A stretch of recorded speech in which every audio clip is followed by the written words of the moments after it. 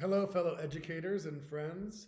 I am here to talk a little bit about how Leverage Learning Group is approaching and dealing with this crisis that we're seeing across the world, and realizing that our classrooms are empty and learning is taking on a whole new form in the form of virtual or distant learning.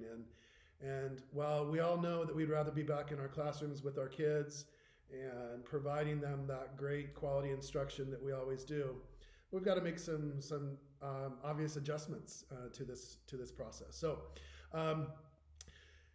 what can we do in this time? Certainly there are different ways to support our students and our educators.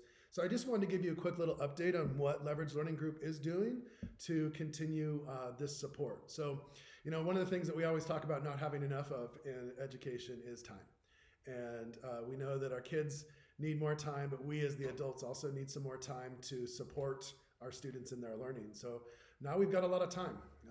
We can't get together and meet up in so-and-so's room and have a grade level meeting, but there's a lot of other things that we can do to maximize this time, which ultimately could actually help our students once we all do get back to traditional school side classroom learning. So I wanted to give you a little bit of overview of a couple of things that we are doing. First of all, in this time, we're having daily meetings with our different school sites and our different districts that we're working with, meeting with principals and some of their leadership team members, and really talking about how do we develop these distant learning plans. So I've had the opportunity to speak with so many different schools at every different level, all the way up to the collegiate level to figure out how we're providing support for distant learning. And for the most part, a lot of the work that has been pushed out has been in forms of materials that are going home, some Google Classroom, and a blend of those things. So one of the things that we are doing is we are working with teams to create a plan. Kind of a short term and longer term, depending upon how long we're out of school. The reality is that we're most likely not going to be back in school this year, hopefully, but the reality is that. So how can we set some clear expectations to be able to do that? So we're working with creating these distant learning plans, but we're doing it through a lens of not just getting the materials home so that it's busy work, but it's really saying, how can we create something that is actually the best quality instruction and outcomes that we can work with to get our kids to actually learn from home? So that is, how do we create lessons that follow this structure that we understand, that we need to provide some modeling, we need to provide some input, there needs to be some structured practice. What kind of independent work can students do so that they can prove to us by demonstrating that the time spent at home actually was some academic learning time. So we're coming up with a kind of a blend of that blended learning. So how can we push those out through Google Classroom and other platforms to be able to do that? So that's really exciting. If you're interested in learning how we're doing that, go ahead and hit us up.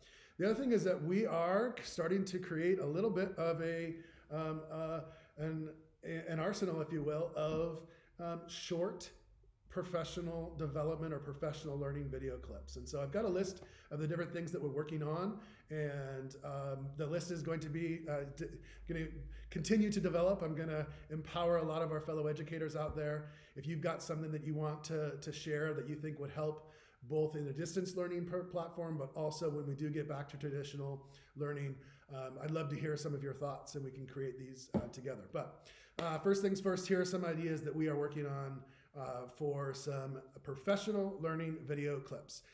First, great first instruction. So many of you, whatever you want to call it, quality instruction, best first instruction, we have a model that includes 4 different components of what great first instruction is. And so we are providing an overview of what that looks like, and then also little chapters, if you will, that go into a little bit more depth. We have some opportunities to also then to reflect and to have a discussion, to come back together and talk about it, go to a hangout or go to a Zoom conference or go to a meeting conference where we can come back together after we've watched these little video clips and then have that conversation.